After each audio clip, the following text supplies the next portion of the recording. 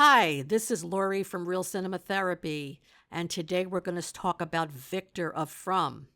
Victor has lived in this town since he was a child, and somehow he survived, but not in the way you might think. Victor did not survive by escaping the town. He survived by adapting to it. So he created a system that allowed him to live with things no child should ever have to experience. So, how did he manage to survive psychologically? The answer may have something to do with peaches. And now it looks like Victor may finally remember something he tried very hard to forget. So, the question is, what does Victor know about this town that no one else does? We catch a glimpse of it in the season 4 teaser and trailer, but I'll come back to that later in the video. Now, let's get into it. Victor sometimes behaves in ways that can come across as childlike or socially awkward. Some fans have even wondered whether he might be on the autism spectrum. He tends to isolate himself, he struggles with social cues, he relies on routines, and becomes very focused on certain objects or habits. So, on the surface, his behavior can seem to support that idea. But autism is typically present from early childhood before trauma occurs. And since we don't see Victor before he arrived in the town, we don't have a clear picture of what he was like before everything happened.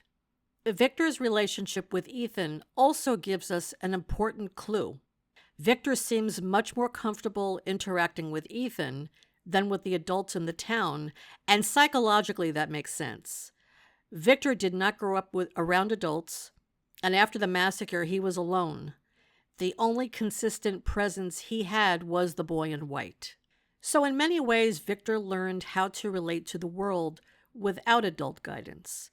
And because of that, he feels more at ease with a child like Ethan, who exists on a similar emotional level. But in some ways, Victor didn't just survive as a child, he stayed one. And since Victor is a fictional character, I'm not making a clinical diagnosis, but we can understand his behavior through a psychological lens, especially in terms of trauma and how it affects development. To understand Victor, we have to go back to the night that changed everything for him. Victor remembers his mother leaving the root cellar after he told her what the boy in white said about the children trapped in the tower. She believed she needed to help, so she left that night. The next day, Victor walks out of the cellar and finds that the entire town has been massacred. Everyone is gone, except for him and the boy in white. So when a child experiences overwhelming trauma, their development can become partially frozen at the age that the trauma occurred. So Victor experienced extreme trauma while he was still emotionally developing. So instead of growing in a safe and stable environment, Victor grew up in survival mode, and that shaped the way he copes with the world. Let's look at the coping system Victor developed.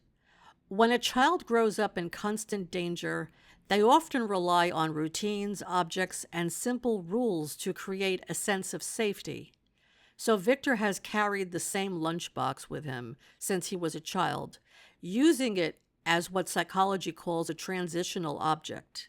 So children often hold on to something like a blanket or a toy that represents safety and continuity when everything around them feels unpredictable. So for Victor, the lunchbox became a portable piece of stability. It connects him to his childhood and to a time when his family still existed. The fact that he still carries it decades later shows how deeply he relies on it for emotional grounding. And interestingly, his home address in Camden, Maine is written inside the lunchbox, making it an even stronger connection to where he came from. This way of coping also shapes how Victor sees the town itself. There's a moment that reveals just how deeply he is connected to this place. When Jade asks him if he wants to go home, Victor says, "This is my home."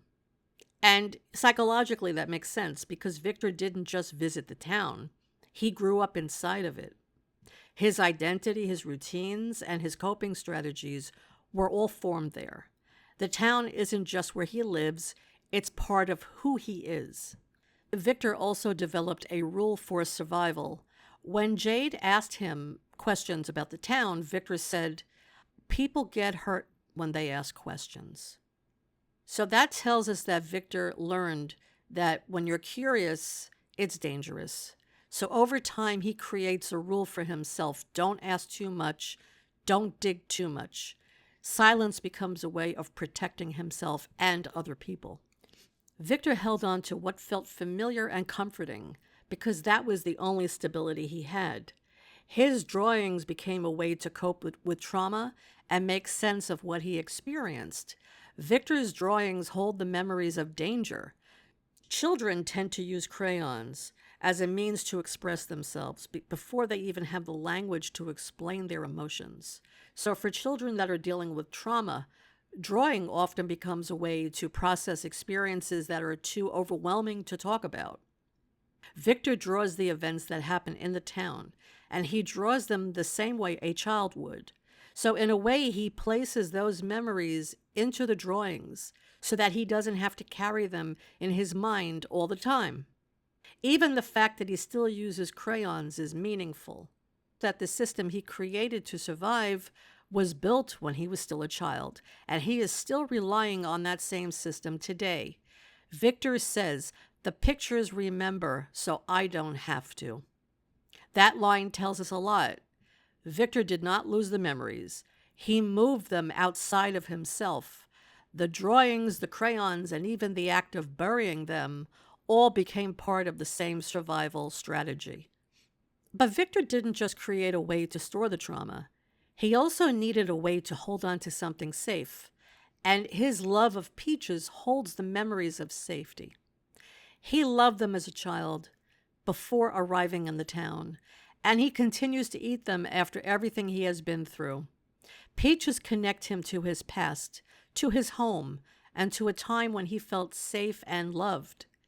In trauma psychology, people often hold on to certain smells, tastes, or objects that remind them of a time before the trauma occurred.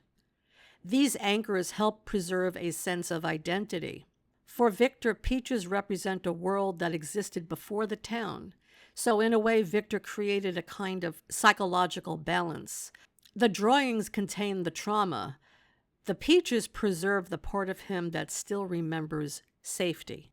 For years, Victor believed he was completely alone in that cellar. But much later, when he digs up the drawings he buried in the trunk of a car, the memory of his sister Eloise comes back, all at once. And the drawings triggered a memory that had been hidden for years. He remembers that Eloise followed their mother out of the cellar that night, and he was left behind. So what we are seeing in that moment is something trauma psychology calls emotional flooding. A memory that had been buried for years suddenly returns, and the emotions come with it all at once. The grief, the guilt, and the fear. Victor is overwhelmed because for all those years, his mind had protected him by keeping that memory out of his awareness. When Victor begins to remember what happened to his mother and Eloise, he becomes overwhelmed with guilt and rage. He believes that he caused what happened, that if he had never told his mother what the boy in white said, she might still be alive. This is something we often see in children who experience trauma. They try to make sense of what happened by assuming responsibility for it. So Victor's emotional regulation is very fragile. When those memories return, his nervous system reacts as if he is still that child living that trauma. He cries uncontrollably, he slaps himself in the face, he runs away. He throws all of his possessions out of his window and says none of it matters anymore. So because Victor never had the chance to develop emotional regulation in a safe environment, his responses remained rooted in early survival patterns. So, in many ways, Victor has been living in survival mode since the day he walked out of that root cellar and found the entire town dead. And yet, somehow, he survived. So, now we come back to a bigger question. What if Victor's survival didn't just help him cope? What if it helped him understand the town? In the season 4 teaser, we see Victor crying as his father Henry comforts him. In the trailer, we see Victor finding the man in yellow's suit and digging up a drawing he made of him. So, what does Victor know that no one else does? We know that Victor buries his trauma. So, if he buried that drawing, it suggests that memory was something he did not want to face, something too painful to remember. And what's interesting is that in the drawing, the man in yellow is smiling. He looks really happy. And it looks like he just came there because there's a car in the background of the picture. So this raises the possibility that something changed and that what Victor saw is not what happened later on. So Victor does know something, and he may finally begin to reveal it. Victor did not survive the town because he was stronger than anyone else. He survived because he developed a system that allowed him to keep going. He stored his memories in drawings. He held on to objects that reminded him of safety, and he avoided questions that might reopen the trauma. In my last video, we explored why no one escapes the town, but Victor may be the only person who has really learned how to survive it. So maybe the better question is, what happens when he finally starts to remember? Thank you for watching, and I hope to see you all in the next video soon.